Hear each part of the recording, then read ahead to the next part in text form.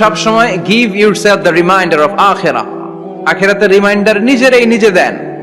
অন্যায় হয়ে গেলে, ভুল হয়ে গেলে রিমাইন্ডার দেন যে থাকতে আসি নাই, চলে যাব। কেউ থাকতে পারে নাই, নবীরাও পারে নাই।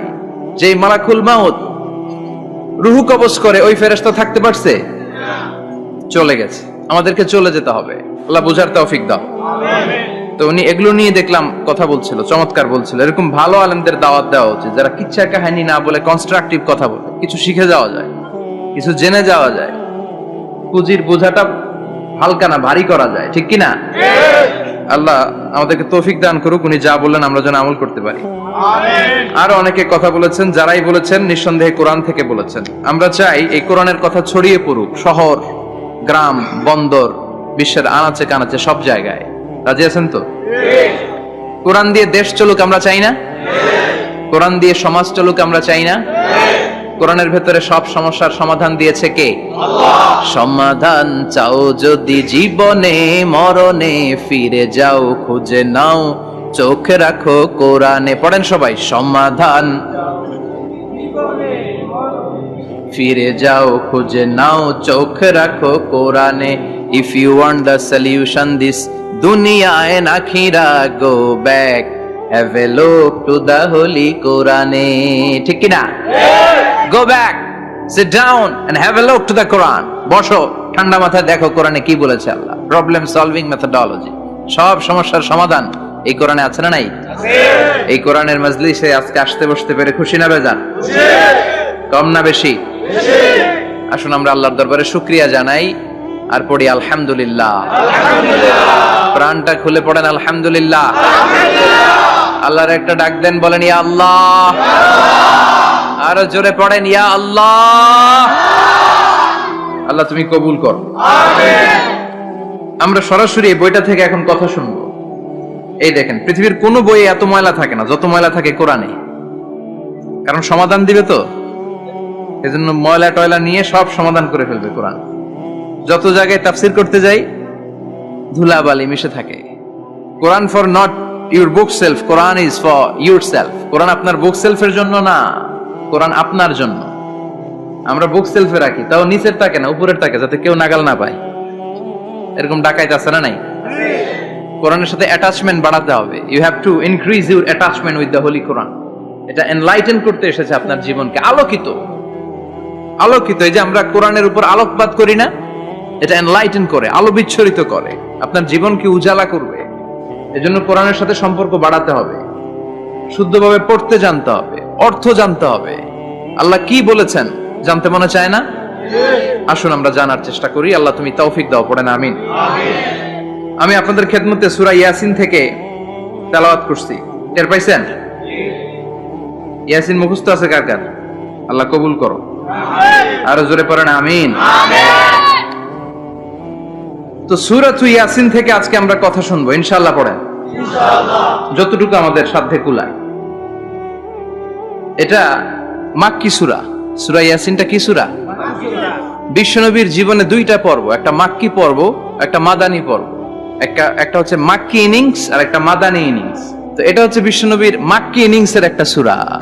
মাক্কি ইনিংস এর বৈশিষ্ট্য হচ্ছে বিশ্বনবী তাওহীদের দাওয়াত দিয়েছেন, রিসালাতের দাওয়াত দিয়েছেন, আখিরাতের কথা বলেছেন, একটু নরম নরম কথা বলেছেন। কারণ চারদিকে খালি মাইর। চারদিকে কি?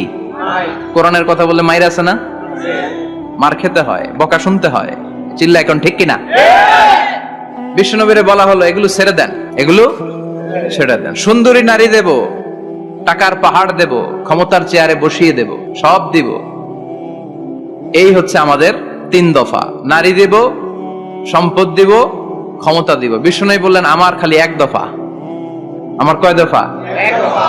লা ওয়াদাউ আশ-শামসা ফি ইয়ামিনি, সূর্য যদি ডান হাতেও দাও, ওয়াল কামারা ফি ইয়াসারি, চন্দ্র যদি বাঁ হাতেও দাও, এই কালেমার দাওয়াত থেকে 1 হাতও আমারে পিছনে নেওয়া যাবে না। চিল্লা এখন ঠিক কি না? মুমিন কখনো ভয় পায় না, মুমিন কখনো পিছু হটে না, মুমিন স্ট্র্যাটেজি চেঞ্জ করে, মুমিন কৌশলী হয়। এই রাস্তা দিয়ে যাওয়া যায় না, বৈশা বৈশা কেঁদে লাভ নাই, রাস্তা আরেকটা খুঁজতে হবে, আরেকটা রাস্তা বানায় নিতে হবে। এটাই হচ্ছে মুমিনের বৈশিষ্ট্য। আল্লাহ তুমি বুঝার তৌফিক দাও। মাদানী ইনিংসে বিশ্বনবী গর্জে উঠলেন, জ্বলে উঠলেন আপন শক্তিতে। তো বিশ্বনবী মাদানী ইনিংসে যেটা করেছেন সেটা হচ্ছে সমাজ সংস্কার করেছেন। He was a very good reformer of the society. As a father, as a husband, as a reformer of the society, as a lawgiver, as a lawmaker, as a commander, and as a messenger, Muhammad is the Superman of the world. স্বামী হিসেবে, বাবা হিসেবে, নেতা হিসেবে, নবী হিসেবে, সমাজ সংস্কারক হিসেবে, আইন প্রণেতা হিসেবে মুহাম্মদ হচ্ছেন এই পৃথিবীর জন্য সুপারম্যান। তার কোনো তুলনা হয় না, বিশ্বনবীর কোনো তুলনা হয় বিয়ন্ডলেস, বাউন্ডলেস, বটমলেস। তারা নিয়ে কথা বলতে গেলে সময় ফুরায় যাবে, মাইকের ব্যাটারি শেষ হয়ে যাবে, মাগার কথা শেষ হবে।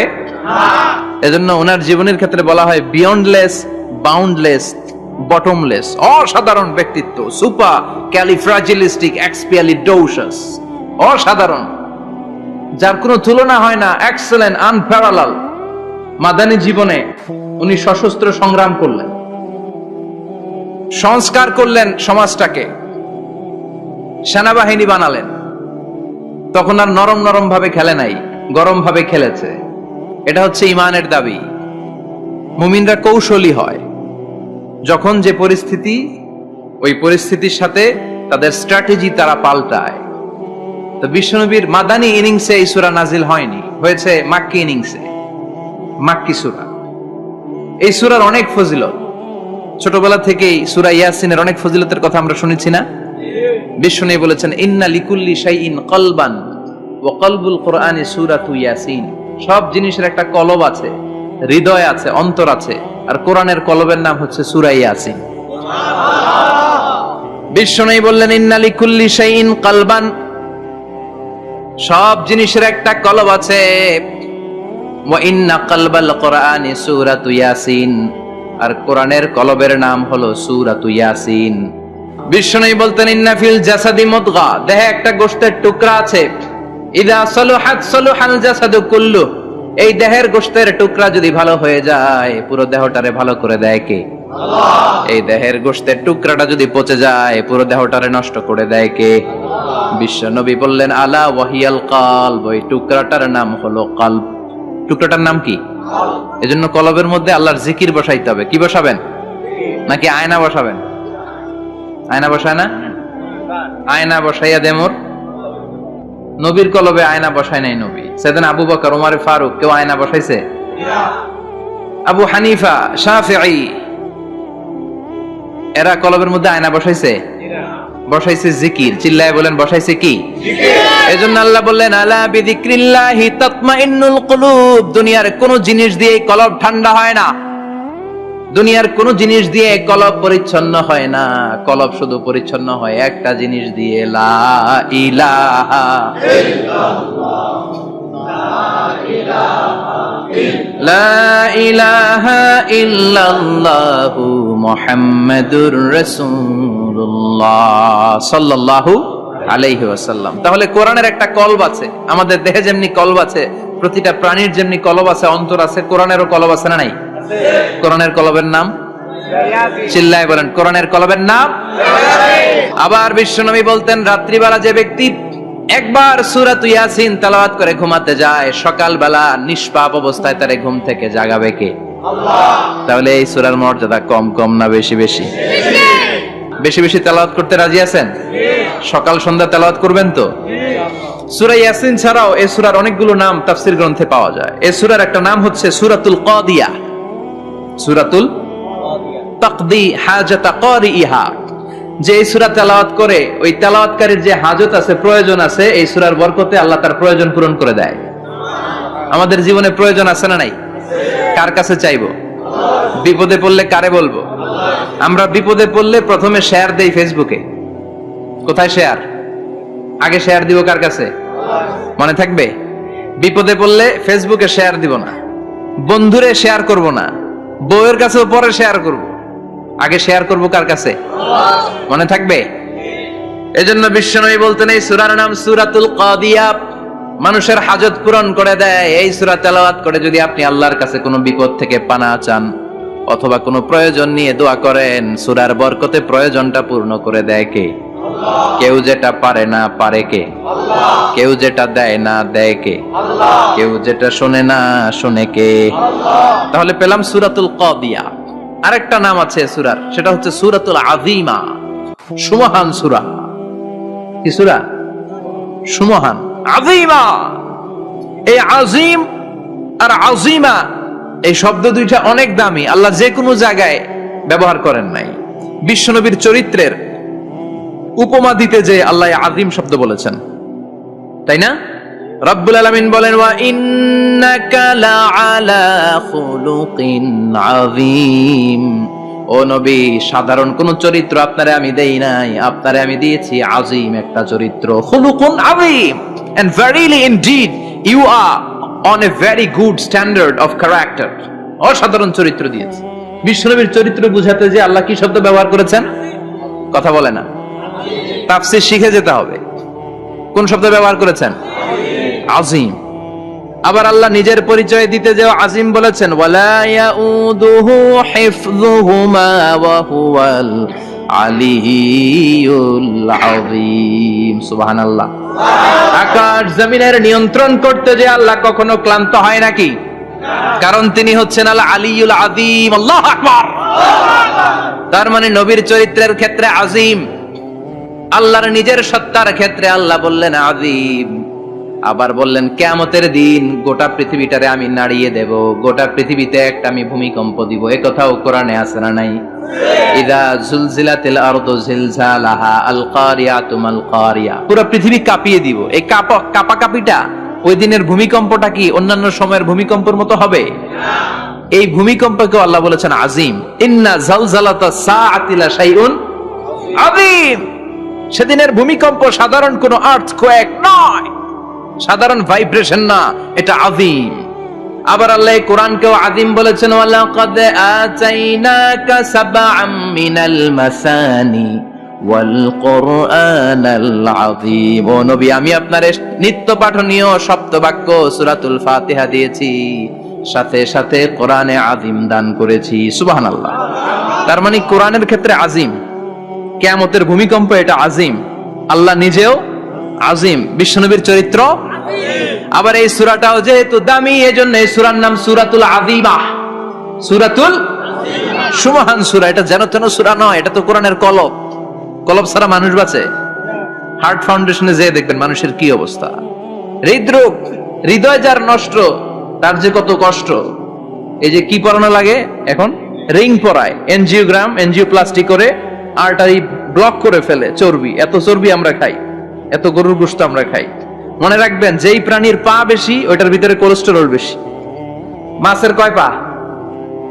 হ্যাঁ, নাই, এখানে নাই, মাছের পাটা নাই, কোলেস্টেরল নাই। মুরগির কয় পা? জোরে বলতে হবে। তার মানে কিছু কোলেস্টেরল আছে না নাই? গরুর কয় পা? কোলেস্টেরল বেশি না কম? এইবার কোন চিংড়ির কয় পা? সবচেয়ে বেশি কোলেস্টেরল কন্টেইন করে শ্রিম্প, প্রন, চিংড়ি। এজন্য এগুলো কম খাইতে হবে। তবে 40-এর আগে যারা আছেন ধুমায়া খান, 40-এর পরে এই যে মাটন, ল্যাম্প, ছাগলের গোশ, খাসির গোশ, চিংড়ি, এগুলো আপনার ডায়েট থেকে বাদ দিয়ে দিতে হবে। বুঝতে পেরেছেন? এজন্য এই সূরাটা যেন তেন সূরা নয়, এটা তো কোরআনের কলিজা, হার্ট, হৃদয়। এজন্য সূরাটা সূরাতুল আযীমা।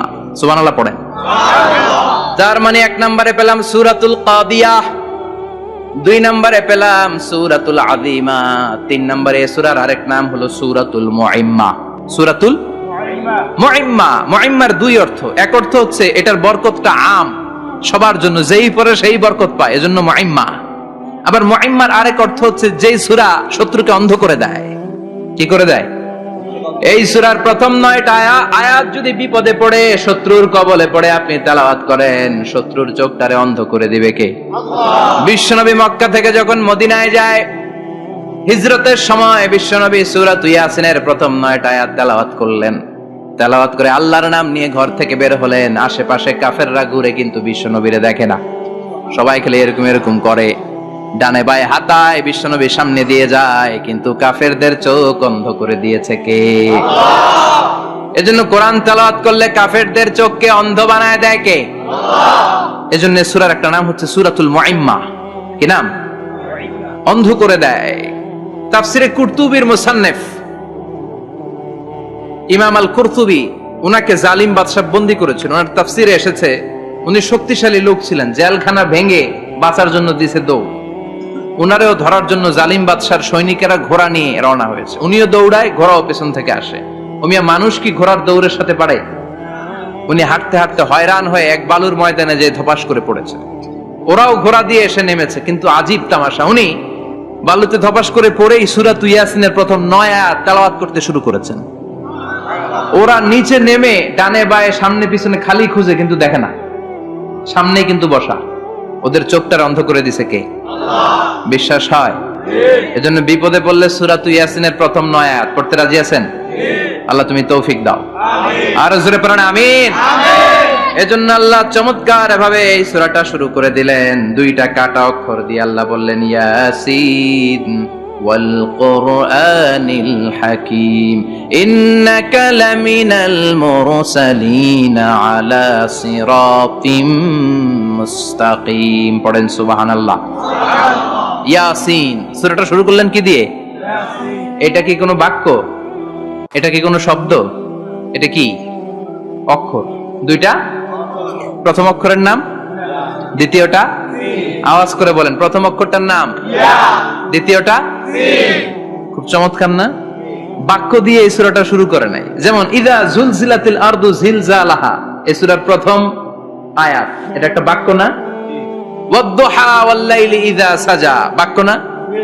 কিন্তু ইয়াসিন এটা কি কোনো বাক্য? এটা কি কোনো শব্দ? না, এটা কাটা 2টা অক্ষর। সুবহানাল্লাহ পড়েন। সুবহানাল্লাহ। আল্লাহ 114টা সূরার প্রায় 29টা সূরা এরকম কাটা কাটা অক্ষর দিয়ে শুরু করেছেন। সুবহানাল্লাহ নাই? সুবহানাল্লাহ। এই 29টা সূরা কখন আল্লাহ একটা অক্ষর দিয়ে শুরু করেছেন, কখনো 2টা অক্ষর দিয়ে, কখনো 3টা দিয়ে, কখনো 4টা দিয়ে, কখনো 5টা দিয়ে। একটা অক্ষর দিয়ে আল্লাহ কোরআনের সূরা শুরু করেছেন। এরকম একটা সূরা বলেন। নুন ওয়াল কলামি ওয়া মা ইয়াসতুরুন। নুন, নুন দিয়ে সূরা শুরু হয়ে গেছে। তারপরে কফ, এক অক্ষর দিয়ে সূরা শুরু হয়ে গেছে। সুবহানাল্লাহ পড়েন। সুবহানাল্লাহ। এবার বলেন 2 অক্ষর দিয়ে সূরা শুরু হয়েছে এরকম সূরা বলেন। আমিন। এত দূরে যান কেন? এটা আছে না নাই? আছে। ইয়াসিন। সুবহানাল্লাহ পড়েন। ইয়াসিন 2 অক্ষর দিয়ে। তারপরে হামিম। এবার 3 অক্ষর দিয়ে আল্লাহ সূরা শুরু করছেন এরকম। আলিফ লাম মিম তা সিন মিম। আল্লাহু আকবার।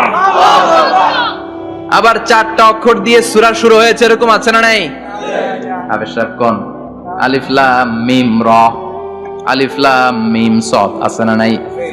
আবার 5টা কাটা অক্ষর দিয়ে সূরা শুরু হয়েছে এরকম সূরাও আছে না নাই? সূরা মারিয়ামের শুরুতে কি আছে? কাফ হা ইয়া আইন সাদ। সুবহানাল্লাহ পড়েন। এরকম প্রায় 29টা সূরা আল্লাহ কাটা কাটা অক্ষর দিয়ে শুরু করেছেন। কোনো বাক্য দিয়ে নয়, কোনো শব্দ দিয়ে নয়। কি দিয়ে?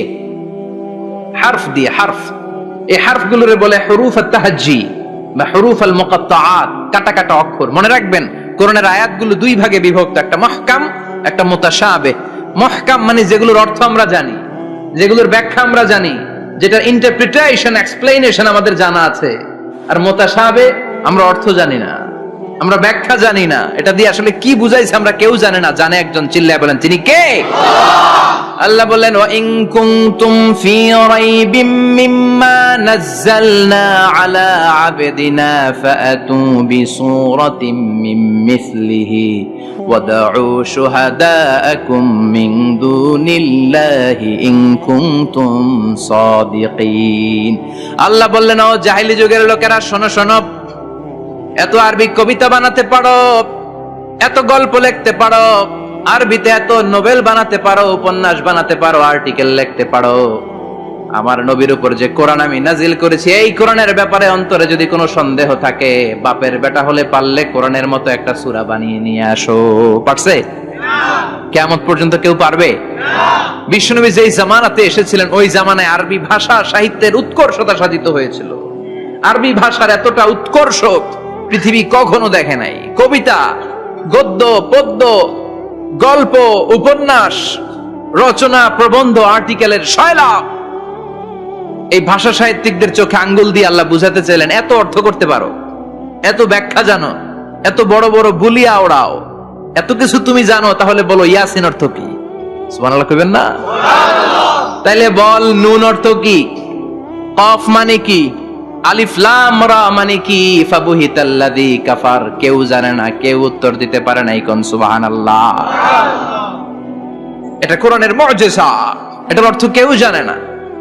আর এগুলোর অর্থ নিয়ে খোঁচাখুচি করাও ঠিক না। তবে মুফাসসিরিন ইকরাম এগুলোর কিছু অর্থ সম্ভাব্য বলার চেষ্টা করেছেন। যেমন ইয়াসিনের অর্থ ইবনে আব্বাস বলেছেন, এর অর্থ হতে পারে ইয়া ইনসান, হে মানুষ।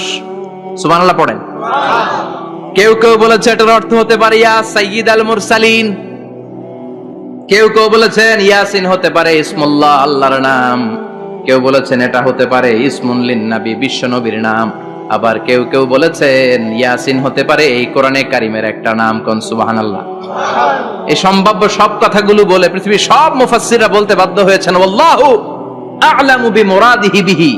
এটার দ্বারা আসল অর্থ যে কি এটা আমরা কেউ জানি না, জানে কে? আল্লাহ। চিৎকার করে বলতে হবে, জানে কে? আল্লাহ। তাহলে ইয়াসিন মানে আমরা জানি না, ইয়াসিনের অর্থ আমরা ছেড়ে দেব কার উপর? এরপর আল্লাহ বললেন ওয়াল কোরআনিল হাকিম, প্রজ্ঞাময় বিজ্ঞানময় কোরআনের শপথ। ওয়াল কোরআনিল হাকিম, বিজ্ঞানময় প্রজ্ঞাময় কোরআনের শপথ বা কসম। ওয়াল কোরআনিল হাকিমে যে ওয়া, এই ওয়াটারে আরবিতে বলে ওয়া আল কাসামিয়া। কি বলে? ওয়া আল কাসামিয়া, কসম কাটার জন্য আল্লাহ এই ওয়া ব্যবহার করেছেন। যত জায়গায় কোরআনে আল্লাহ কসম কেটেছেন, ওই কসমের শব্দটার আগে ওয়া আছে না নাই? ও মিয়া, কোরআনে আল্লাহ সময়ের শপথ করেছেন, কসম কেটেছেন, যুগের কসম কেটেছেন। যুগের সময়ের আরবি হলো আল আসর। এই আসরের আগে ওয়া আছে না নাই? কি বলছে আল্লাহ? ওয়াল আসর, ওয়াল। আবার তিন ফলের কসম আল্লাহ কোরআনে কেটেছেন, কি বলেছেন? ওয়াত্তিন, মানে তিনের কসম। জাইতুনের কসম কেটেছেন, বলেছেন ওয়াজ জাইতুন। তুর পাহাড়ের কসম কেটেছেন, বলেছেন ওয়াতুরে সিনিন। যত জায়গায় কসম তত জায়গায় ওয়াও আছে না নাই?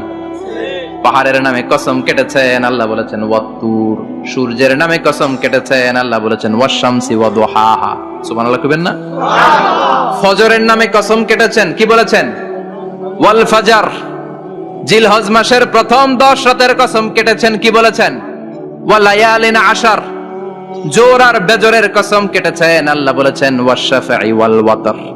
সূরা ইয়াসিনে কাটা কাটা দুইটা অক্ষরের পরে রব্বুল আলামিন কোরআনের কসম কেটেছেন। এজন্য আল্লাহ বলেছেন ইয়াসিন ওয়াল কোরআনিল হাকিম। ইয়াসিন ওয়াল কোরআনিল হাকিম, প্রজ্ঞাময় বিজ্ঞানময় কোরআনের শপথ। কোরআনের মধ্যে বিজ্ঞান আছে না নাই? বেশি না কম? বিশ্বাস হয় না? নাস্তিকদের কথা বিশ্বাস হয়? নাস্তিকরা বলে কোরআনের মধ্যে বিজ্ঞান নাই, কোরআনের মধ্যে সায়েন্স নাই, কোরআনের ভেতরে টেকনোলজি নাই। কিন্তু কোরআন বলে এমন কিছু নাই, মানুষের প্রয়োজনীয় এমন কিছু নাই যেটা আমার ভিতরে নাই। আল্লাহু আকবার। আল্লাহ বললেন মা ফাররাতনা ফিল কিতাবি মিন শাই, কিতাবের মধ্যে আমি কিছু বাদ রেখে দেই নাই। ইতিহাসের কথা বলেছি, পাতালপুরীর কথা বলেছি, ঊর্ধ্ব জগতের কথা বলেছি, মহাকাশের কথা বলেছি, cosmology, astrology, geology, zoology, botany, human anatomy, embryology, সব কিছুর কথা কোরআনের মধ্যে দিয়েছে কে? আল্লাহ। কোরআনের ভেতরে মানুষের কথা আছে না নাই? কোরআনের মধ্যে গাভীর কথা আছে না নাই? গাভীর কথাও আছে। কই আছে? হ্যাঁ, সূরাতুল গাভীর সূরা। সুবহানাল্লাহ কইবেন না?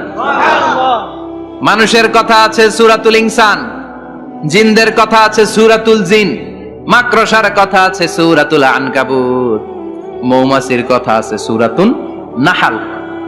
মৌমাছির কথা বলেছেন, দুধের কথা বলেছেন, প্রাণীর কথা বলেছেন, খাদ্যের কথা বলেছেন, মানুষের দেহ বৈশিষ্ট্যের কথাও বলেছেন। চিৎকার করে পড়েন আল্লাহু আকবার। আল্লাহ বললেন ওয়া আওহা রাব্বুকা ইলান নাহলি আনিত্তাখিযি মিনাল জিবালি বুয়ুতাও ওয়া মিনাশ শাজারি ওয়া মিম্মা ইয়ারিশুন। সুবহানাল্লাহ পড়েন। ওয়া আওহা রাব্বুকা ইলান নাহল, আল্লাহ মৌমাছির কাছে সিক্রেট মেসেজ পাঠিয়েছেন। সুবহানাল্লাহ পড়েন। ওহীকে আরবিতে বলে সিক্রেট মেসেজ। সায়েন্টিফিক আলোচনা শুরু হইতেছে, মনোযোগ আছে না গেছে? জিমানি ধরছে? হ্যাঁ, মনোযোগ আসছে না গেছে? লিল্লাহি তাকবীর, লিল্লাহি তাকবীর, লিল্লাহি তাকবীর। আল্লাহ মৌমাছিকে ওহী করেছেন। কি করেছে? দেখেন, ওয়াল কোরআনিল হাকিম, আল্লাহ যে বললেন শেষ হবে না এই কথা। ওয়াল কোরআনিল হাকিম, বিজ্ঞানময় কোরআনের শপথ, প্রজ্ঞাময় কোরআনের শপথ। বিশ্বনবী বলেন লা তুহসা আজাইবুহু, কোরআনের আশ্চর্যান্বিতার কোনো শেষ নাই। ওয়ালা তাবলা গারাইবুহু, কোরআন কোনদিন কারো কাছে পুরাতন মনে হয় না। ফিহি মাসাবিহুল হুদা, কোরআনের মধ্যে আছে হেদায়েতের মশাল।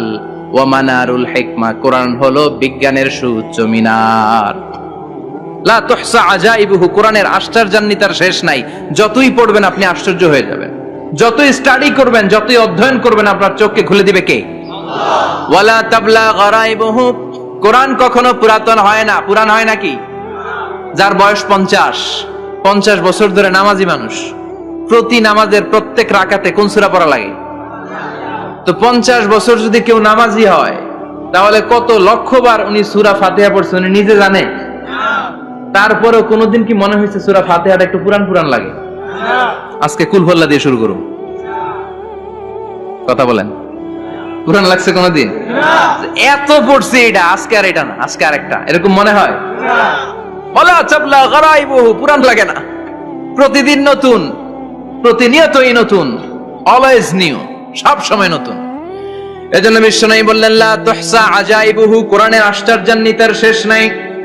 ওয়ালা তাবলা গারাইবুহু, কোরআন কখনো পুরাতন হয় না। ফিহি মাসাবিহুল হুদা, কোরআনের মধ্যে আছে হেদায়েতের মশাল।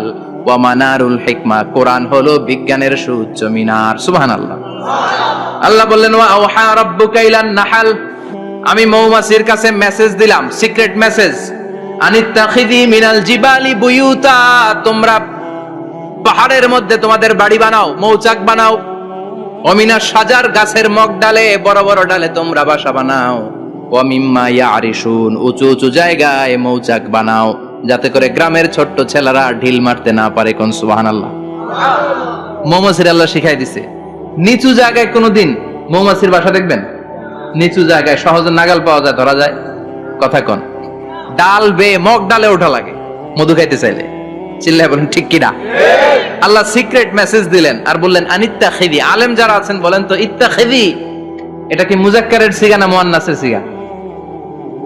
কথা কইতে হবে, কেউ নাই এটার উত্তর দেওয়ার মতো।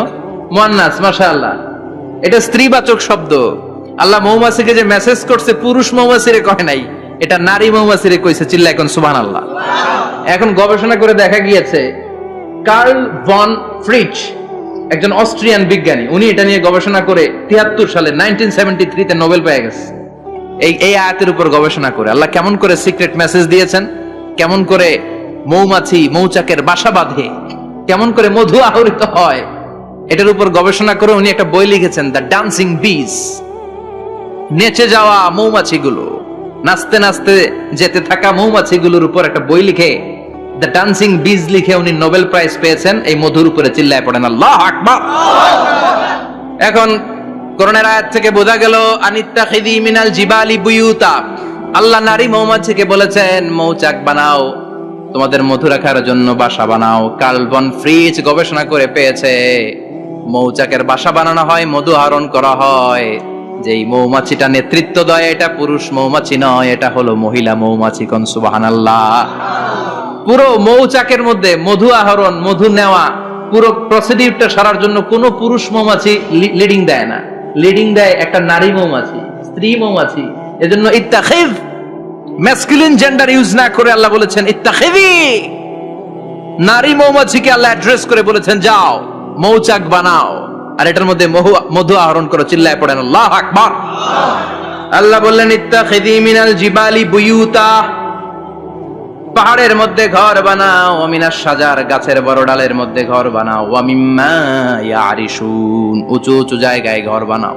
উনি গবেষণা পেয়েছেন এই মধুর মধ্যে অসাধারণ কিছু ন্যাচারাল অ্যান্টিসেপটিক আছে। কি আছে? Natural antiseptic. এটার নাম হচ্ছে প্রপিলিস। প্রপিলিস নামে একটা লিকুইড পাওয়া যায় মৌচাকের মধ্যে। এটা কাটা জায়গায় লাগা দিলে স্যাভলন, ডেটল কিছু লাগানো লাগবে না। ওই প্রপিলিসের কারণে আপনার কাটা জায়গা এমনি শুকায় যাবে। সুবহানাল্লাহ পড়েন। দ্বিতীয় বিশ্বযুদ্ধে রাশিয়ান যত সৈনিকরা যুদ্ধে আহত হতো, ওরা আলাদা করে অ্যান্টিসেপটিক খাইতো না, ওরা মধু আইনা লাগাই দিত আর সুস্থ হয়ে যেত। সুবহানাল্লাহ পড়ে। নিউজিল্যান্ডের কিছু বিজ্ঞানীরা আবিষ্কার করেছে মৌমাছির হুলের ভিতরে রেমিটিক ফিভারের অ্যান্টিবায়োটিক আছে। অনেকের বাত জ্বর হয়, বাতের ব্যথা থাকে না, থাকে, মুরব্বীদের বেশি হয়। ওই জায়গার মধ্যে যদি আপনি মৌমাছি এনে ঢুকাই দিতে পারেন, মৌমাছির হুল লাগাই দিতে পারেন, ভালো হয়ে যাবে। মৌমাছি যখন হুল ফুটে আরাম লাগে না অনেক? খাইছেন, কামড় খাইছেন? হ্যাঁ, মজা লাগে। তো নিউজিল্যান্ডের এই গবেষকরা এরা আবিষ্কার করেছে যে মৌমাছি যদি হুল ফুটিয়ে দেয়, ওইখানে বাতের ব্যথা থাকলে, বেদনা থাকলে এটা ভালো হয়ে যাবে। আমি নিজে দেখেছি, বিবিসি একটা ডকুমেন্টারি, ইজিপশিয়ান একজন ফিজিশিয়ান, চিকিৎসক, উনি ওনার বাতের ব্যথায় আক্রান্ত যত রোগীরা আছে ওদের গায়ের মধ্যে মৌমাছি এনে এনে নিজে নিজে হুল ফুটায়। রোগী চিৎকার মারে, ও মাগো, ও আল্লাহ গো, কিন্তু একদিন পরে ব্যথা নাই, আর কয় ভালো হয়ে গেছি। সুবহানাল্লাহ কইবেন না? তো এজন্য এই কার্ল বন ফ্রিজ 1973 তে দ্য ডান্সিং বিজ লেখে গোটা বিশ্বকে তাক লাগিয়ে দিয়েছে। তার গবেষণার প্রতিটি পয়েন্ট কোরআনের আয়াতের সাথে মিলে যায়। চিৎকার করে পড়েন আল্লাহু আকবার। এই যে আমরা মধু খাই, এই মৌচাকের ভেতরে অন এন অ্যাভারেজ অ্যারাউন্ড 60,000 মৌমাছি থাকে। তিন ভাগে, একটা হচ্ছে কুইন বি, একটা মেল বি, আর একটা হচ্ছে ওয়ার্কার বি। একটা থাকে রানী মৌমাছি, এর নেতৃত্বে সবাই চলে। আর একটা থাকে মেল বি, পুরুষ মৌমাছি, বংশ বাড়ানোর জন্য এদের কাজে লাগে। আর সব হচ্ছে ওয়ার্কার বি, সবাই কাজ করে। আল্লাহ বললেন সুম্মা খুলি মিন কুল্লি সামারাত ফাসলুকি সুবুলা রাব্বিকি যুলুলা। আল্লাহ সিক্রেট মেসেজ দিয়ে বললেন, গাছের উপরে বাসাবাদ, পাহাড়ের উপরে মৌচাকের বাসাবাদ, উঁচু উঁচু জায়গায় তোমরা তোমাদের বাসা বাঁধো। সুম্মা কুলি মিন কুল্লি সামারাত, এরপর এলাকার যত মিষ্টি মিষ্টি ফুল আছে, ফল আছে, ওখান থেকে রস নিয়ে আসো। সুবহানাল্লাহ। পুষ্প রস সংগ্রহ করে মধুগুলো, এটার বলে sweet nectar. They collect the sweet nectar from the flowers. এবং মধুর মধ্যে এত চমৎকার জিনিস থাকার কারণ হচ্ছে মৌমাছিগুলো ওই এলাকার সব ধরনের ফুল, ভালো ভালো সুগন্ধযুক্ত ফুল ফল থেকে রস নিয়ে আসে। তো এই গাছগুলোর মধ্যে বনাজি গাছ আছে না নাই? ঔষধি গাছ আছে না নাই? এজন্য মধুরে বলা হয় সব রোগের ঔষধ। যত বনাজি ঔষধি গাছের নির্যাস আর পুষ্প রস আছে, সব আল্লাহ মধুর ভিতরে ঢুকায়া মধুকে আল্লাহ ন্যাচারাল ভ্যাকসিন বানিয়ে দিয়েছেন। চিল্লায়ে পড়েন আল্লাহু আকবার। আল্লাহ বললেন সুম্মা কুলি মিন কুল্লি সামারাত, সব ফল আর ফুল থেকে এই নেকটার পুষ্পরস নিয়ে আসো। ফাসলুকি সুবুলা রাব্বিকি যুলুলা, যেমন যেমন গিয়েছিলা পথ চিনায় আবার ফিরে আসো। ইয়াখরুজু মিন বুতুনিহা শারাব, এরপর তাদের পেট থেকে বের হয় শারাব। মুখতালিফুন আলওয়ানু, এক একটা মধুর কালার হয়ে যায় এক এক রকম। কোন সুবহানাল্লাহ। সরষে ফুলের মধু একটু সাদা সাদা হয় না? আমি হচ্ছি মধু খাওয়ার পোক। আমি দেশে বিদেশে যেখানে গিয়েছি ফ্রেশ হানি আমি অনেক খুঁজেছি। ইয়ামানি একটা মধু পাওয়া যায়, ইয়ামানের সাওয়াহিলি এলাকায়, পাহাড়ি এলাকায়, একেবারে কুচকুচে কালো। আবার অনেক মধু আছে কিছুটা খয়েরি এবং হলুদ বর্ণের। কিন্তু সরষে ফুলের যে মধুটা, এটা অনেকটা সাদা। এই পুষ্পরস নিয়ে মৌমাছিগুলো মৌচাকের মধ্যে ঢেলে দেয় না, এগুলো খেয়ে ফেলে। প্রত্যেকটা মৌমাছির পেটের ভেতরে আল্লাহ দুইটা করে স্টোমাক দিয়েছে, পাকস্থলী। সুবহানাল্লাহ পড়ে। এটাই Karl von Frisch the dancing bees বইয়ের মধ্যে লিখেছে গবেষণায়, যে দুইটা পাকস্থলী। একটা পাকস্থলী দিয়ে মৌমাছি খায়, নিজে খেয়ে বাঁচে, আর একটা পাকস্থলী দিয়ে এই ফ্লাওয়ার নেক্টার, পুষ্পরস সংগ্রহ করে ওই পাকস্থলীতে রাখে। ওই পাকস্থলীর ভেতরে আল্লাহ একটা ন্যাচারাল এনজাইম দিয়েছেন। ওই এনজাইমের সাথে ওই পুষ্পরসটা মিক্সড হয়। তারপরে আরেকটা টিউব আছে, ওই টিউব দিয়ে মৌমাছি যে সে বাসার মধ্যে মৌমাছি যে সেখানে সাপ্লাই করে দিয়ে আসে, মধু ঢুকিয়ে দিয়ে আসে। চিল্লায় পড়েন সুবহানাল্লাহ। তার মানে বিষয়টা এমন না ফুলের রস নিয়ে মৌচাকের দিয়ে আসলো, ফুলের রস সে নেয়, তার স্পেশাল একটা স্টোমাকের মধ্যে ঢুকায়, সেখানে এনজাইম দিয়ে, পাচক রস দিয়ে আল্লাহ এটাকে সমৃদ্ধ করে দেয়। তারপর আলাদা একটা নল দিয়ে, টিউব দিয়ে মৌচাকের ভেতরে ঢুকিয়ে দেয়। কোন সুবহানাল্লাহ। কি অসাধারণ পদ্ধতিতে আল্লাহ মধু বানালেন। আর কি সুন্দর মধু হাতের মধ্যে লয়া জিব্বা দিয়ে চাটে আর গান গায়, মধু হই হই বিষা বাইলা। আছে না নাই? আল্লাহ শুকরিয়া নাই? চিৎকার করে বলেন শুকরিয়া করতে হবে কার? আল্লাহ বললেন ইয়াখরুজু মিন বুতুনিহা, এটা মধু সরাসরি চলে আসে না, ওর পেট থেকে বের হয়। মুখতালিফুন আলওয়ানুহু, বিভিন্ন রঙের মধু আছে না নাই? ব্ল্যাক কালারের মধু হয়, হোয়াইট হানি হয়, অর্গানিক হানি হয়, ক্রিমড হানি হয়। কত ধরনের মধু যে আল্লাহ পৃথিবীতে রেখেছে তার ইয়ত্তা নাই। এরপর আল্লাহ বললেন ফিহি শিফাউন লিন্নাস, মধুর ভিতরে শিফা দিয়েছে কে? আল্লাহ। এজন্য বিশ্বনবীর খাদ্য তালিকার মধ্যে মধু আছে না নাই? বিশ্বনবী সুগন্ধযুক্ত ওলা মধু খেতেন, দুর্গন্ধযুক্ত ওলা কোনো মধু মুখে নিতেন না। সুবহানাল্লাহ। বিশ্বনবীর জামানায় মাগাফির নামে একটা মধু ছিল, দুর্গন্ধযুক্ত, এটা কখনো বিশ্বনবী মুখে নিতে চাইতেন না। সুগন্ধযুক্ত মধু সবসময় বিশ্বনবী খেতেন। বিশ্বনবীর স্ত্রীরা এই সুগন্ধিযুক্ত মধু বোতলের মধ্যে প্রিজার্ভ করে রাখতেন বিশ্বনবীকে দেওয়ার জন্য। বিশ্বনবী প্রাণ ভরে এগুলো পান করতেন। সুবহানাল্লাহ। বিশ্বনবী যে সমস্ত খাদ্যগুলো পছন্দ করতেন হাদিসে এসেছে, বিশ্বনবী রুটি খেতেন, খেজুর খেতেন, খেজুর, খেজুর চিনেন? বালাহ, তামার, দুধ খেতেন, এই মধু খেতেন, জব খেতেন, বার্লি খেতেন, লাউ খেতেন, রুম্মান, ডালিম ফল, আনার ফল, আনার চিনেন? আনার, এই আনার খেতে পছন্দ করতেন বিশ্বনবী। মাশরুম খেতেন, মাশরুম, মাশরুম চিনেন? ব্যাঙের ছাতার মতো। রেস্টুরেন্টে ইদানিং মাশরুমের স্যুপ পাওয়া যায়, এটা খাবেন। যাদের চোখের জ্যোতিতে সমস্যা, দৃষ্টিতে সমস্যা, খাবেন। হাদিসে এসেছে আল কামআতু মিনাল মান ওয়া মাউহা শিফাউন লিল আইন। মাশরুম হলো মান্না সালোয়ার মতো খাবার। মাশরুমের স্যুপ যারা খাবে, চোখের জ্যোতি যাদের কম, তাদের চোখের জ্যোতি বাড়িয়ে দিবে কে? বুখারীর বর্ণনা, কানা রাসূলুল্লাহ ইউহিব্বুল হালাওয়া ওয়াল আসাল। বিশ্বনবী মিষ্টান্ন খেতে বড্ড পছন্দ করতেন, আবার বিশ্বনবী বেশি বেশি মধু খেতে পছন্দ করতেন। সুবহানাল্লাহ। কোরআনে দুইটা জিনিসের ক্ষেত্রে আল্লাহ শিফা যোগ করেছেন, যে দুইটা জিনিসের সাথে সম্পৃক্ত হলে শিফা। এক হচ্ছে কোরআন পড়লে শিফা, অনুনাজ্জিলু মিনাল কোরআনি মা হুয়া। আবার কোরআনে এই আয়াতের ক্ষেত্রে বলা হয়েছে শিফা ফিহি শিফাউন লিন্নাস। এজন্য সাইয়েদানা ইবনে মাসউদ এই উম্মাহকে উদ্দেশ্য করে বলেছেন, আলাইকুম বিশিফাইন, তোমাদের উচিত দুইটা জিনিস থেকে শিফা নেয়া। এক হলো কোরআন, দুই হলো আসাল মানে মধু। কোন সুবহানাল্লাহ। কোরআন তেলাওয়াত করলে অসুস্থরে সুস্থ করে দেয় কে? সূরা ফাতিহা তেলাওয়াত করলে অসুস্থকে সুস্থ বানিয়ে দেয় কে? আবার মধু খেলে সুস্থ বানিয়ে দেয় কে? মধু খেয়ে প্রশংসা করবেন কার? নাকি মধু হই হই বিষাবাইলা বলবেন এগুলা কখনো? খাঁটি মধু খেতে হবে, খাঁটি মধু খেতে হবে। তাহলে ফিহি শিফাউন লিন্নাস। কত কিছু দিয়ে যে আল্লাহ এটাকে সমৃদ্ধ করেছেন। এটার মধ্যে গ্লুকোজ আছে, এটার মধ্যে সুক্রোজ আছে, ফ্রুকটোজ আছে, প্রোটিন আছে, মিনারেলস আছে, ক্যালসিয়াম আছে, ভিটামিন আছে। খাইলেই শরীর গরম হয়ে যায়। সুবহানাল্লাহ। এজন্য শীতকালে বেশি বেশি খাবেন, জাম্পার লাগবে না। শীতকালে মধু খেয়ে রাত্রে বেলায় বের হবেন, আর মাফলার পেঁচিয়ে বেরোয়া লাগবে না। সুবহানাল্লাহ পড়েন। তার মানে আল্লাহ বললেন ইয়াসিন ওয়াল কোরআনিল হাকিম, প্রজ্ঞাময়, বিজ্ঞানময় কোরআনের কসম। কোরআনের ভেতরে বিজ্ঞান আছে না নাই? বিজ্ঞানের কথা এই তো শুরু করলাম, আজকে সারা রাত বিজ্ঞানের কথা বলবো। থাকবেন কতক্ষণ? হ্যাঁ, স্লোগান দেন লিল্লাহি তাকবীর। এরপরে আল্লাহ বললেন গোলাম ওয়া ইন্না লাকুম ফিল আনআমি লাইবরা, প্রাণীকুলের দিকে নজর করে তাকাও। প্রাণীকুলের মধ্যে আমি তোমাদের জন্য নিদর্শন রেখেছি। নুসকিকুম মিম্মা ফি বুতুনিহি, এই প্রাণীকুলের পেট থেকে একটা চমৎকার জিনিস আমি বের করে দেই, এটার নাম হচ্ছে দুধ। এটা কি?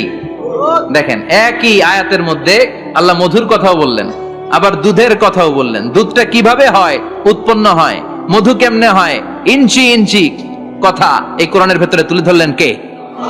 আল্লাহ বললেন মিমবাইনি ফারসিউ ওয়া দামিল লাবানা, গোবর আর রক্তের মাঝখান দিয়ে আমি দুধ বের করি। সুবহানাল্লাহ পড়েন। আমরা যাই এই গাভীর ওলান টানা শুরু করি সকালবেলা বিসমিল্লাহ বলে, কিন্তু কেমনে যেটা আসে ওইদিকে নজর নাই। ডাকাত বিসমিল্লাহ বলে শুরু করে না, দুধ খাই আলহামদুলিল্লাহ পড়ে না, আছে না নাই? আল্লাহ বলেন মেকানিজমটা শোনো কেমনে আমি খাওয়াই। আল্লাহ বললেন মিমবাইনি ফারসি ওয়া দামিল লাবানা, গোবর আর রক্তের মাঝখান দিয়ে আমি দুধ বের করে দেই। সুবহানাল্লাহ। গরু যে ঘাস খায়, এই ঘাস থেকে রক্ত হয় আর গরুর গোবর হয়। পেটের একদিকে থাকে গোবর, আরেক দিকে থাকে রক্ত। রক্ত দুর্গন্ধ, গোবরও দুর্গন্ধ। রক্তও নাপাক, গোবরও নাপাক। এই দুই নাপাক আর দুর্গন্ধের মাঝখান দিয়ে সুগন্ধযুক্ত দুধ বের করে দেয় কে?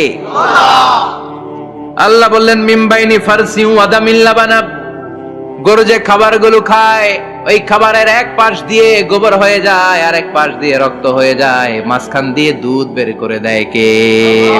What it amazing mechanism of discharging milk from animal's body. It's an amazing mechanism. একদিক দিয়ে গোবর দুর্গন্ধ, আরেক দিক দিয়ে ঘাস খাওয়ার কারণে রক্ত হয়, মাঝখান দিয়ে দুধ বের হয়ে যায়। সুবহানাল্লাহ। আবার বাছুর ছাড়া দুধ পাওয়া যায় না। গাভী আছে কার কার? হাত তোলেন তো। বাছুর ছাড়া দুধ পাওয়া যায়? শুধু গাভী, বাছুর নাই, দুধ আসবে? আবার এই যে বিশাল বড় ওলান, 20 কেজি দুধ দেয় প্রতিদিন, এই ওলান কাটলে দুধ পাওয়া যায়? এক ফোঁটা দুধও ওলানটা কেটে টুকরা টুকরা করলে আপনি পাবেন না। এটা আলাদা মেকানিজম। এটা ভিতর থেকে একটা নির্যাস, বাছুর নিয়ে দুইটা ঢু মারবেন, ওই নির্যাস দিয়ে দুধ বেরোতে থাকবে গোবর আর রক্তের মাঝখান দিয়ে। এজন্য বিশ্বনবী বলতেন বেশি বেশি দুধ খাও। দুধ হলো সুষম খাদ্য। পৃথিবীতে আবিষ্কৃত যত খাবার আছে, দুধের চাইতে ভালো খাবার আছে নাকি? কথা কন। মানুষ পানি খেয়ে 3-4 দিন বাঁচে জানেন, আর পানির মধ্যে লবণ দিলে 7-8 দিন বাঁচতে পারবেন। আর দুধ পাইলে আজীবন বাঁচবেন। দুধ খেয়ে যদি হজম করতে পারেন, দুধ খেয়ে হজম করতে পারলে আজীবন বেঁচে যাবেন। সুষম খাদ্য।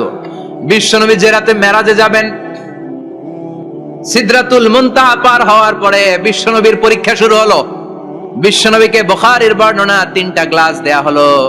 কাদাহ ফিহি লাবান, এক গ্লাসের মধ্যে দুধ ছিল, ওয়া কাদাহ ফিহি আসাল, আর এক গ্লাসের মধ্যে ছিল মধু, আর এক গ্লাসের মধ্যে ছিল মদ। কাদাহুন ফিহি খামার।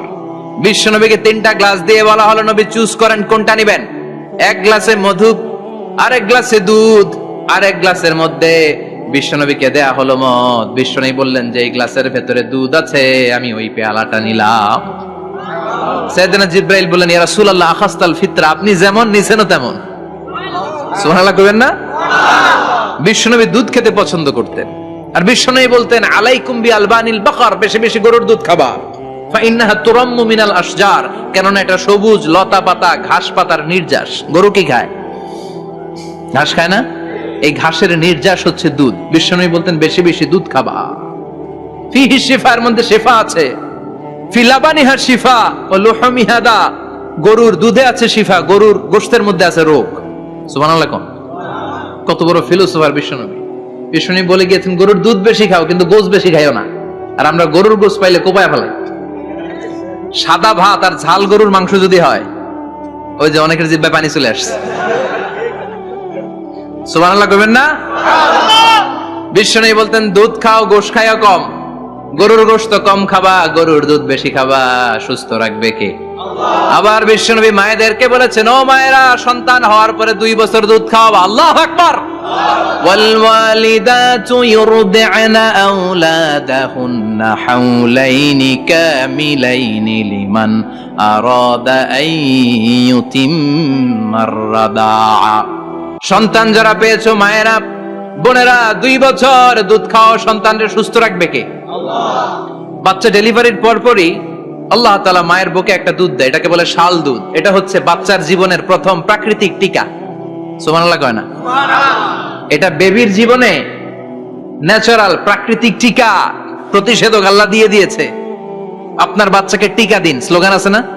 5টা-7টা টিকা দেয়া লাগে। প্রথম টিকাটা আল্লাহ নিজেই ফ্রি দিয়ে দিয়েছে। এটা শাল দুধের ভেতরে পাওয়া যায়। এজন্য বাচ্চাকে শাল দুধ খাওয়াতে হবে। তার ব্রেনের গ্রোথ হবে, সে শক্তিশালী হবে, সে দেশপ্রেমিক হবে, সে আল্লাহওয়ালা হবে। চিল্লা এখন ঠিক কিনা? যে মায়েরা বাচ্চারে দুধ খাওয়ায়, ওই বাচ্চারা মায়েরে ভালোবাসে বেশি। আর যেই মা গুলো বাচ্চারে দুধ না খাওয়ায় আর ডানু খাওয়ায়, আর কি কি আছে? হরলিক্স আর সিরালেক, কমপ্লেন, যারা এগুলো খাওয়াবে, ডানু খাওয়াবে, যারা ল্যাকটোজেন খাওয়ায়, যারা বুকের দুধ খাওয়াতে চায় না কোনো কারণ ছাড়া, 2 বছর বাচ্চারে দুধ দিতে চায় না, এই বাচ্চাগুলো বড় হলে ওই মারে বৃদ্ধাশ্রমে দিয়ে আসবে। কথা কন, কথা কন। এজন্য মায়েরা, বোনেরা, সন্তান হলেই তাকে বুকের দুধ দিয়ে আল্লাহর পক্ষ থেকে যে টিকাটা, এই টিকাটা পেটের ভেতরে ঢুকায় দিতে হবে। চিল্লা এখন ঠিক কিনা? এটা হচ্ছে ন্যাচারাল টিকা। এজন্য আল্লাহ বললেন ইয়াসিন ওয়াল কোরআনিল হাকিম। ইয়াসিন, বিজ্ঞানময় কোরআনের শপথ। কোরআনের মধ্যে বিজ্ঞান আছে না নাই? অভাব নাই। কয়টা শুনবেন? আল্লাহ কসমোলজির কথা বলেছে, অ্যাস্ট্রোলজি কথা। কসমোলজি হচ্ছে সৃষ্টি তত্ত্ব। কসমোলজি কি? সবাই বলেন কসমোলজি কি? আল্লাহ বললেন আওয়ালাম ইয়ারাল্লাযীনা কাফারু আন্নাস সামাওয়াতি ওয়াল আরদা কানাতা রাতকান ফাফাতাকনাহুমা কাফেররা কি দেখে না মহাবিশ্বের সবকিছু একসাথে মিলে ঝিলে ছিল, বিশাল এক বিস্ফোরণের মাধ্যমে আমি মহাবিশ্ব তৈরি করেছি। সুবহানাল্লাহ। আদিতে শুরুতে কিন্তু সব আকাশ, বাতাস, জমিন, চন্দ্র, সূর্য, নক্ষত্র, গ্রহ, নীহারিকা পুঞ্জ, গ্যালাক্সি, ব্ল্যাক হোল সবকিছু মিলেমিশে একসাথে ছিল। এটার ঘনত্ব ছিল খুব বেশি।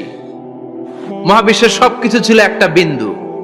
এটাকে বিজ্ঞানীরা নাম দিয়েছে দ্য সিঙ্গুলারিটি, মহা একত্ব। এরপর একটা প্রচন্ড বিস্ফোরণের মধ্য দিয়ে মহাবিশ্ব সৃষ্টি হয়েছে।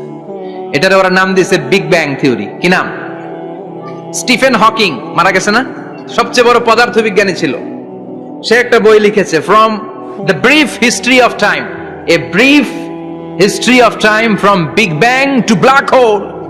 সেখানে সে প্রমাণ করেছে কোরআনের এই আয়াত, কানাত রাতকান, মহাবিশ্বের সবকিছু একটা বিন্দু ছিল। চাঁদ, সূর্য, গ্রহ, তারা সবকি ছিল। কথা বলেন, সবাই বলেন, একটা মাত্র বিন্দু ছিল। আল্লাহ বলেন, don't the disbeliever observe that the heavens and earth were joined together, then I separated with a gigantic sound, explosion. সব একসাথে ছিল, চাঁদ, তারা, আকাশ, নদী, নালা সব একসাথে। তারপর একটা বিকট বিস্ফোরণের মধ্য দিয়ে পৃথিবী হয়েছে, চাঁদ হয়েছে, চন্দ্র হয়েছে, সূর্য হয়েছে, মহাবিশ্বের সবকিছু এই মহাবিস্ফোরণের মধ্য দিয়ে হয়েছে। চিৎকার করে পড়েন আল্লাহু আকবার। এই যে ছোট্ট পৃথিবীতে আমরা বসে আছি, এই পৃথিবীর চেয়ে সূর্য 13 লক্ষ গুণ বড়। চিল্লায় পড়েন আল্লাহু আকবার। এটা কি বাড়ির কাছের কথা? 13 লক্ষ গুণ বড়, কল্পনা করা যায়? তার মানে কি সূর্যই সবচেয়ে বড়? না, সূর্যের চেয়ে অনেক বড় বড় তারা আছে। ব্যাটেলজিউস নামে একটা তারা আছে মহাকাশে, যেটা যে সূর্য পৃথিবীর চেয়ে 13 লক্ষ গুণ বড়। এই ব্যাটেলজিউস তারা সূর্যের চেয়ে 33 কোটি গুণ বড়। এই ব্যাটেলজিউস তারাটাই কি সবচেয়ে বড়? না, এর চেয়েও কত বড় তারা যা আছে কোনো হিসাব নাই। এরকম বিশাল বিশাল তারা ঘুরতে ঘুরতে মাওয়াকিউন নুজুম, ব্ল্যাক হোল নামে একটা রেঞ্জ আছে। এই রেঞ্জের মধ্যে যদি ঢুকে যায়, ছোট্ট বাচ্চার মুখে চকলেট দিলে বাচ্চা যেমনি চকলেট চুষে খেয়ে ফেলে, এই বিশাল বিশাল তারাগুলো ব্ল্যাক হোলের মধ্যে ঢুকলে এক মুহূর্তের মধ্যে নিঃশেষ হয়ে যায়। চিল্লায় পড়েন আল্লাহু আকবার। এজন্য আল্লাহ বললেন, ফালা উকসিমু বিমাওয়াকিউন নুজুম, এই তারকা নিঃশেষ হওয়ার যে জায়গাটা, এই জায়গার কসম আমি কোরআনের মধ্যে খেলাম। এই ব্ল্যাক হোলের রেঞ্জের ভেতরে তারা আসলে মুহূর্তের মধ্যে নিঃশেষ বানিয়ে দেয় কে? একটা তারার চেয়ে আরেকটা তারা বড়। এরকম হাজার কোটি তারা মিলে আমাদের গ্যালাক্সি। এই গ্যালাক্সির নাম হচ্ছে মিল্কি ওয়ে। কি নাম? আমাদের গ্যালাক্সির নাম কি? সবাই বলেন তো। Milky Way. কি নাম? এরকম একটা গ্যালাক্সি না, লক্ষ কোটি গ্যালাক্সি আছে। আমাদের গ্যালাক্সির পরে সবচেয়ে কাছের গ্যালাক্সির নাম অ্যান্ড্রোমেডা। কি নাম? এই অ্যান্ড্রোমেডা গ্যালাক্সি আমাদের গ্যালাক্সি থেকে 2.5 মিলিয়ন লাইট ইয়ার দূরে, মানে 25 লক্ষ লাইট ইয়ার। সুবহানাল্লাহ কইবেন না? আলোর গতি হচ্ছে পৃথিবীতে সবচেয়ে বেশি বর্তমান সময় পর্যন্ত, জানেন? সেকেন্ডে কত মাইল? 1,86,000 মাইল। এক সেকেন্ডে আলো ছুটে 1,86,000 মাইল বেগে। এত বেগের কোন প্লেন বা রকেট নিয়ে যদি আপনি আমাদের গ্যালাক্সি থেকে মিল্কি ওয়ে থেকে অ্যান্ড্রোমেডাতে যেতে চান, তাহলে আপনার 25 লক্ষ বছর লেগে যাবে। সুবহানাল্লাহ বাড়িতে যাই বললেন। এরপর আল্লাহ বললেন, ওয়াস সামাআ বানাইনাহা বিআইদিন ওয়া ইন্না লামুসিউন, আকাশ আমি বানালাম, গ্যালাক্সি আমি বানালাম। বানানোর পর থেকে সবগুলোরে আমি প্রশস্ত করতে শুরু করে দিলাম। সব ছিল ক্ষুদ্র, একটা বিন্দুর মধ্যে আমি বিস্ফোরণ করলাম একটা আওয়াজ দিয়ে। আওয়াজটা ছিল কুন। আওয়াজটা ছিল কি? জোরে কোন, আবার কোন। কুন ফায়া ইন্নামা আমরুহু ইযা আরাদা শাইআন আন ইয়াকুলা লাহু কুন ফায়াকুন। আল্লাহ যখন কিছু করতে চান শুধু বলেন কুন, শুধু বলেন বি। কুন মানে বি, ইট ওয়াজ, এটা হয়ে যায়। হাও বলতে দেরি। এই মহাবিস্ফোরণের নেপথ্যে যে শব্দটা ছিল সেটা ছিল কুন। সেটা ছিল কি? আল্লাহ কুন বলতে দেরি, মুহূর্তের মধ্যে বিগ ব্যাং, বিশাল এক্সপ্লোশন। তারপর থেকে মহাবিশ্ব ছড়াচ্ছে। আল্লাহ বলছেন এই কোরআনের ভেতরে বলে দিয়েছেন, ওয়া ইন্না লামুসিউন, আমি এই মহাবিশ্বকে, এই গোটা ইউনিভার্সকে আমি প্রতিনিয়ত সম্প্রসারিত করছি। প্রতিনিয়ত এটা বড় হচ্ছে, সম্প্রসারিত হচ্ছে। চিল্লায় বলেন আল্লাহু আকবার।